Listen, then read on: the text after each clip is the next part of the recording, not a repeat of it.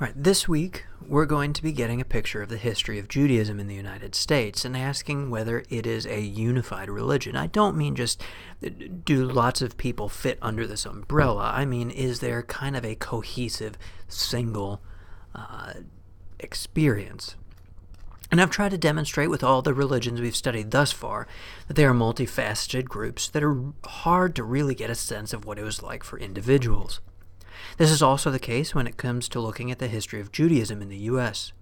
Similar to the mistake that many people make when they say the black church, a lot of people talk about the Jews or the Jewish experience as though there were only one experience. This is simply not the case. There was no single experience of what it meant to be Jewish in the U.S. It varied dramatically depending on time, place, even what branch of Judaism the person was part of, starting with simply whether the person was Sephardic or Ashkenazi. Yes, we'll talk more about what those terms mean in a minute, but I want to impress upon us all the diversity of experience that Jews in this country have had. Of course, the same applies to other groups we've looked at thus far, but I want to reinforce this point. Now, before we get into the heart of things, just a couple of housekeeping measures. First, please do remember to bring those 2 pages of your paper draft to class. Remember, this is an easy way to get points, or to lose points if you don't bring it. Additionally, by getting started on your final report, you should be able to start identifying sources that will be helpful to you, or where you need help. If you do need help, I'm happy to lend a hand, but you need to get in touch with me soon so that we can have time to talk about what you need and have time for you to follow it up. All right, but before we touch on the history, though, just a quick note on terms. Remember that just a minute ago I mentioned Sephardic and Ashkenazi? Well, let me explain those. First, when people talk about Sephardic Jews, that means the distinct Jewish culture and ethnicity within Judaism that arose in Spain and Portugal starting around the year 1000. Their time in those countries was threatened and brought to an end in the year 1492, which resulted in migrations, forced conversions, and executions. Yes, there are definitely still Jews in Spain and Portugal, but many of these do not actually trace Sephardic ancestry, but Ashkenazi. Now, what does that mean? The Ashkenazim are Jews who trace their lineage not back to the Iberian Peninsula, but to Central and Eastern Europe. Throughout history, these 2 major groups of Jews in diaspora diverged in tradition and language. While Sephardic Jews spoke Ladino, Ashkenazi Jews spoke Yiddish. Now, while I would love to talk about the diverging paths of these groups in diaspora, about the horrifying return of anti-Semitism in Europe today, and a host of other broad issues, we don't have quite enough time for all of it. So feel free to look at this map here, but let's turn to a few snapshots of Judaism in the United States. And for that, I actually want to start out in colonial America. Now, scholars know that Jews came in small numbers to mainland America, regions from Portuguese Brazil, all the way up to Dutch New Amsterdam, and everywhere in between had small numbers of Jewish immigrants. Here, an Atlantic paradigm, which means seeing the connections between groups around the Atlantic Ocean, is critical to understanding how Judaism came to the U.S. and the South, and how Jewish people circulated throughout the English and Portuguese worlds. Generally, Jewish people came to the U.S., and the South particularly, individually or in small groups. For example, in Maryland, Jacob Lombroso, identified as, quote, the Jew doctor, was persecuted for, quote, uttering words of blasphemy against our blessed Savior Jesus Christ, end quote, in 1658. Lombroso, though, told the provincial court that he had answered particular questions, but, quote, said not anything scoffingly or in derogation of him Christians acknowledge for their Messiah, end quote. Lombroso was probably a Sephardic refugee who left Brazil after about 1654, though it is not clear why Lombroso chose to settle in Maryland rather than New Netherland, New Amsterdam, or Krakow. He evidently made an impression on Marylanders. Jews first came to the New World, officially and openly, via the Netherlands to Dutch Brazil, where they were not only tolerated but also permitted to worship freely. Then, Jewish people trickled into English North America over the 17th and 18th centuries under similar circumstances to those of Abruzzo. They sought places of safety and toleration where they might peacefully settle. Many of these people settled in New York or Newport, from which they were involved in the Atlantic trading activities that bound the mainland colonies with the Caribbean. Now, starting in the late 17th century, so that's the 1600s, other groups of Sephardic and Ashkenazi Jews began to make their way specifically to the Gulf Coast south. Jewish settlers were tolerated, though not encouraged, by the constitutions of Carolina, which granted freedom of religion to, quote, Jews, heathens, and other dissenters from the purity of the Christian religion, though Roman Catholics were not allowed. Evidence suggests that by the 1690s, at least a few Jewish families from Barbados were living in Charleston, and in 1733, a group of Jewish settlers departed London for Georgia. After a harrowing 6-month voyage and controversy on their arrival, they were allowed to stay in Savannah. Judaism in the colonial South and colonial America is often overlooked, but it really should be part of the narrative of American religiosity. And to demonstrate that, I've just put here a sermon preached at a synagogue in Newport, as well as just a woodcut of some of the spires in colonial New York. Number 12 is identified as a synagogue, and a picture of a man named Chaim Solomon, who is actually a significant reason why the U.S. won the American War for Independence. Unfortunately, we don't have the time to talk about him and his story right now. We're going to skip a bunch of history and go to the turn of the 19th and 20th centuries. One of the big groups that started coming to the United States at the turn of the century were East European Jews. From about 1880 to 1924, when immigration reform slammed the doors shut for most people, roughly 2.5 million Ashkenazi Jews from Russia, Poland, Galicia, and Romania arrived. Together, they changed the face of American Judaism from roughly 300,000 acculturated, English-speaking, largely middle-class, politically conservative Jewish community to a conglomerate of largely working-class, Yiddish-speaking people committed to a very wide range of political philosophies, including socialism, Zionism, anarchy, and religious orthodoxy. In other words, before 1880, it was not accurate, but there was some reason for people to talk about Jews in America as a cohesive group. Again, this was not accurate, even if it made some sense. However, after 1880, this was just complete balderdash. To talk about American Jews as a cohesive group was just completely nuts after this point. That, of course, did not mean that people stopped doing it, but it was pretty obviously wrong. Now, there were still many cultural forces at work among Jewish immigrants, and I don't want to say that those two groups were absolutely and completely different, because they weren't. There were many Ashkenazi Jews that arrived before 1880, but there were some differences in points of origin. Roughly 75% of the Jewish immigrants that came after 1880 started their travels somewhere in Russia, while before this time there had been a little bit stronger mix of points of origin. Part of this change was because Russia instituted pogroms specifically designed to persecute Jews in 1881, and followed this policy pretty relentlessly after that point. However, even before that, there had been plenty of internal immigration among shtetl Jews moving to urban centers like Warsaw, Krakow, and Odessa. Some of the pressures that had encouraged Ashkenazi Jews to emigrate came not only from persecution, but from population pressures.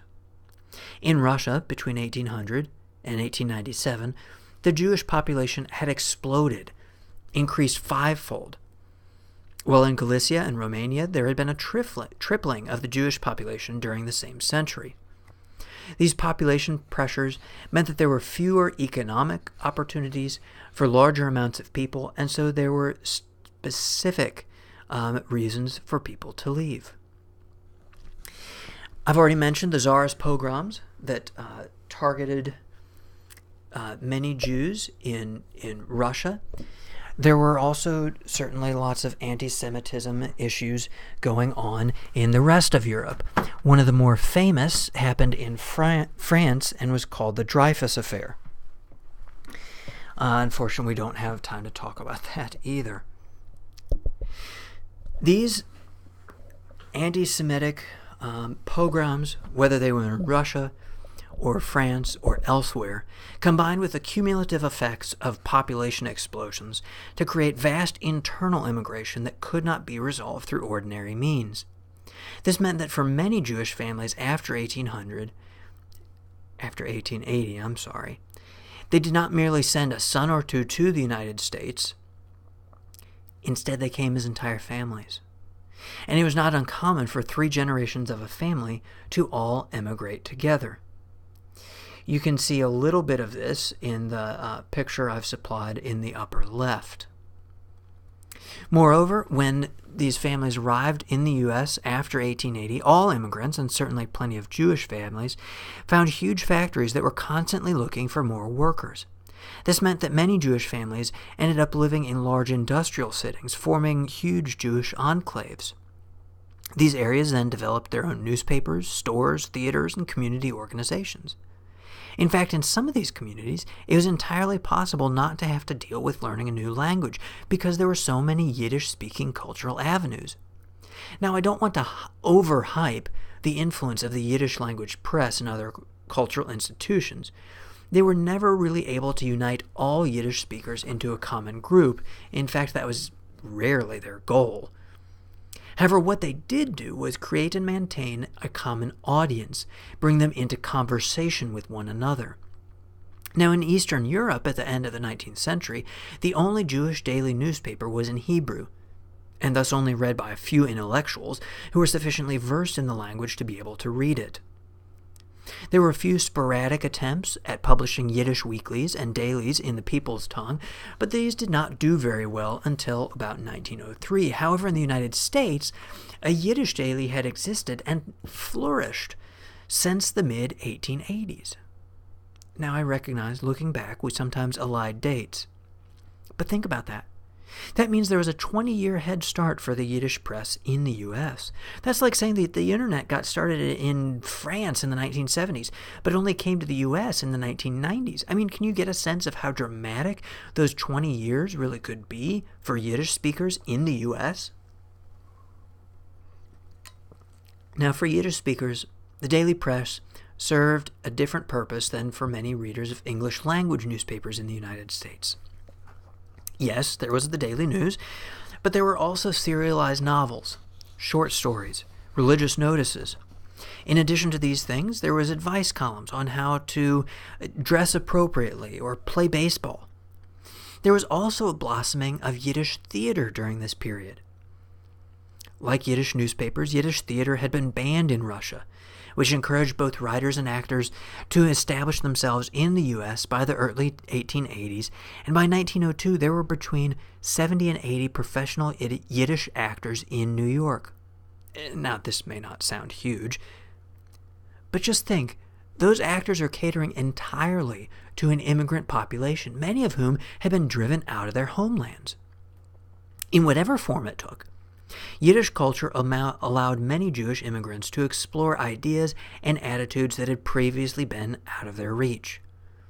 By making what had previously been the preserve of the elite, the written word, available to the masses, Yiddish culture introduced many people to the worlds of art, literature, and science, as well as fashion, sexual mores, and social etiquette.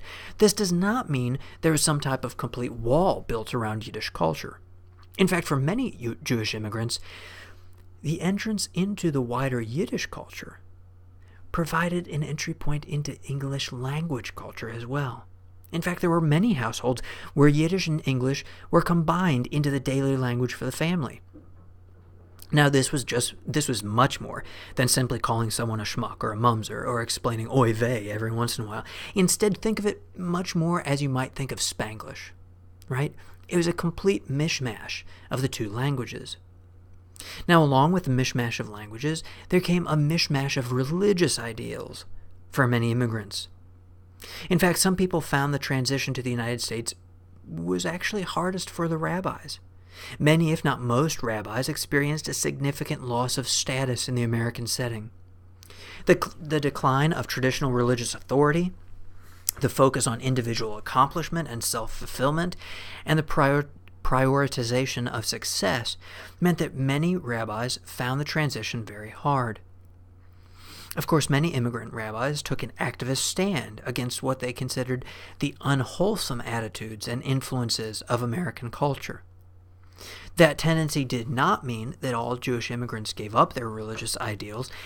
I mean the fact that there had been such a vibrant Yiddish culture should suggest that there was a tension here, right? In fact, by the early 20th century, there were hundreds of Orthodox synagogues in New York City, many of which perpetuated styles of worship from Eastern Europe. Even in smaller cities and towns, Ashkenazi Jews maintained Orthodox synagogues and sometimes hired noted European rabbis to run them. In other words, as forcefully as immigrant Jews threw off rabbinical authority, they harbored deep respect for religious scholars. Many Jewish immigrant encounters with American culture is more accurately described as a struggle with competing values than as an abandonment of religious practices. One of the ways that some Jews in the United States and across the world began to deal with pressures incumbent on them was to begin to reform or reconfigure Judaism itself. So I want to spend a few minutes here and mention three major divisions within Judaism. First, returning to Reform Judaism, which is the most liberal branch of modern Judaism. In an attempt to adapt to the social, cultural, and political situation of the modern world, Reform Judaism has changed many of the traditional religious practices. At its core, the Reform movement challenged the belief that the laws and rituals taken from the Torah required strict obedience in the modern world. Now, the Reform movement began in Germany in the early 19th century, when many European Jews struggled to achieve full political emancipation and social integration. They began to question their adherence to some of the traditional religious practices that made them distinct. Abraham Geiger, considered by many to be the father of the Reform movement, based this movement on the concept that the essence of Judaism was the universal ideal of ethical monotheism, and it therefore has an important role in human history. Religious innovation facilitated an evolutionary concept of Judaism. Reform services and practices soon spread throughout Germany and into other European states and eventually the United States itself. American Reform Judaism began as these German reformers emigrated to America in the mid-1800s. The first reform group was formed by a number of individuals that split from Congregation Beth Elohim in Charleston. Reform rapidly became the dominant belief system of American Jews of the time. It was a national phenomenon. Reform Judaism in America benefited from the lack of a central religious authority. It was molded in large part by Rabbi Isaac Meyer Wise. Rabbi Wise came to the United States in 1846 from Bohemia, spent 8 years in Albany, New York, then moved to Cincinnati. He then proceeded to write the first Seder, edited for American worshipers, found the Union of American Hebrew Congregations, founded the Hebrew Union College in Cincinnati, and founded the Central Conference of American Rabbis. Reform Jews also pioneered a number of organizations, such as the Educational Alliance on the Lower East Side of New York, the Young Men's Hebrew Association, the American Jewish Committee, and the Anti-Defamation League of B'nai B'rith. By 1880, more than 90% of American synagogues were Reform. This was the time of the major Eastern European immigration, which was heavily Orthodox and non-German, as contrasted with the strongly German Reform movement.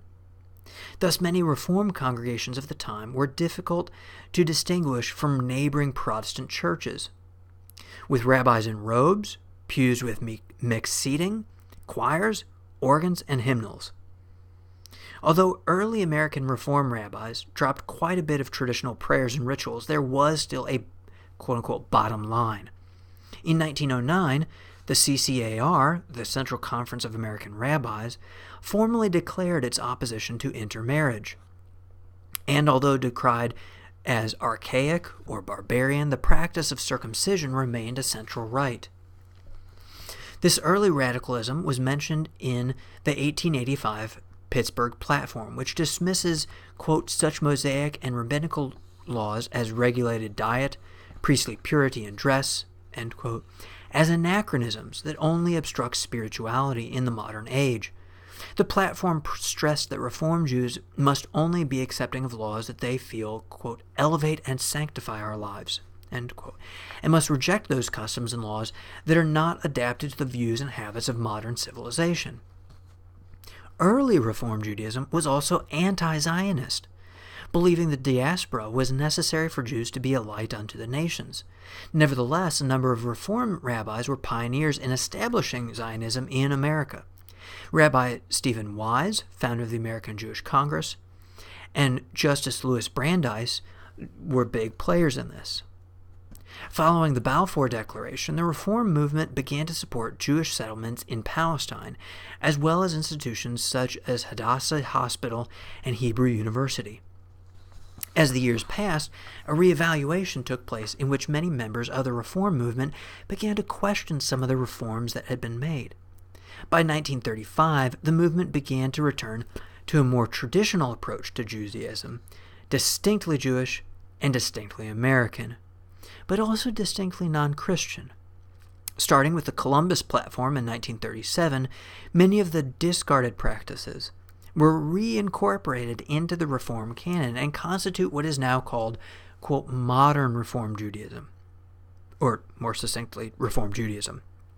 The platform also formally shifted the positions movement on Zionism by affirming the obligation of all Jewry to aid in building a Jewish homeland. All right, now, as much as I would love to keep talking about Reform Judaism, let's move to the opposite end of the spectrum. Let's talk about Orthodox Judaism. Now, when people talk about Orthodox, they're often talking about the stereotype of Hasidic Jews, like those in the picture, that wear all black, have the peyot, or side locks, and other distinguishing styles. However, this stereotype really does not encompass the whole of the Orthodox community. Orthodox Judaism is heterogeneous, whereby subgroups maintain significant social differences, and some less significant differences in understanding religious duties. What unifies various groups under the Orthodox umbrella is a central belief that Torah, including the oral law, was given directly from God to Moses on Mount Sinai and applies in all times and places. Haredi Judaism even asserts that it may no longer be changed in any fashion. As a result, all Orthodox Jews are required to live in accordance with the commandments and Jewish law. Since there is no one Orthodox body, there is no one canonical statement of principles of faith. Rather, each Orthodox group claims to be the non-exclusive heir to the received tradition of Jewish theology. Given this relative philosophical flexibility, variant viewpoints are possible, particularly in areas not explicitly demarcated by halakha. The result is a relatively broad range of views within Orthodoxy. The greatest differences within strains of Orthodoxy involve a few issues, though. I've tried to put them here. First, the degree to which the Orthodox Jew should integrate or disengage from secular society. Also, varying interpretations of three oaths, whether Zionism is part of Judaism or opposed to it, and the defining role of the modern state of Israel. The spiritual approach to Torah. That's another big issue of disagreement, such as the relative roles of mainstream Talmudic study. The centrality of yeshivas as a central place for Torah study is another question for folks, as is the importance of maintaining non-halakhic customs such as dress, language, and music. Finally, the role of women in religious society. Now, there are other issues at play. Those are just a few of the most significant ones. But based on their philosophy and doctrine around these core issues, adherents to orthodoxy can roughly be divided into subgroups of modern Orthodox Judaism and Haredi Judaism, with most Hasidic Jewish groups falling into the latter category. Again, I'd love to talk more about this, but we're running kind of low on time. Now, while Reform Judaism takes one end of the spectrum and Orthodoxy takes another, Conservative Judaism sits somewhere in the middle space between the two. The name derives from the idea that the movement would be necessary to conserve Jewish traditions in the United States, a culture in which Reform and Orthodoxy were really not believed to be viable. Conservative Judaism attempts to combine a positive attitude towards modern culture, acceptance of critical scholarship regarding Judaism's sacred text and a commitment to Jewish observance. Conservative Judaism believes that scholarly study of Jewish texts indicates that Judaism has been constantly evolving to meet the needs of the Jewish people in varying circumstances, and that a central halakhic authority can continue the halakhic evolution today. Conservative Judaism affirms that the halakhic process reflects the divine will. It makes use of the concept of Klal Israel, the concept of the whole of the observant Jewish community, in that decisions on the Jewish law are largely determined by the practices of Klal Yisrael. In Conservative Judaism, the central halakhic authority of the movement, the Committee on Jewish Law and Standards, will often set out more than one acceptable position. In this case, the rabbi of a congregation is free to choose from a range of acceptable positions, or none of them, and his congregation is expected to abide by his choice. The Committee on Jewish Law and Standards speaks for the conservative movement and offers parameters to local rabbis who turn to it for assistance. Local rabbis will make use of traditional sources and, when available, tushvot written for the CJLS. Although rabbis mostly adhere to the CJLS, they have the ability to make their own halakhic decisions when appropriate. An exception to that is in the case of standards. A standard requires 80%, not a unanimous, vote of the membership of the CJLS and a majority vote by a plenum of the rabbinical assembly. At present, so at this moment in time, there are 4 standards. First, rabbis and cantors are prohibited to officiate at intermarriages. Second, performances of remarriages without an acceptable get, a divorce according to Jewish law, or other halakhic termination of the previous marriage, is prohibited. Third, there's a recognition of Jewish lineage through matrilineal descent only. And finally, conversions to Judaism require both circumcision and mikveh immersions for males, and only mikveh immersions for females. Now, conservative Judaism holds that the laws of the Torah and the Talmud are of divine origins, and thus mandates the following of halakha. At the same time, the conservative movements recognizes the human element in the Torah and Talmud, and accepts modern scholarship that shows Jewish writings also demonstrate influence of other cultures, and in general can be treated as historic documents. Conservative Judaism affirms the legitimacy of scientific biblical criticism. The movement believes that God is real, God's will is made known to humanity.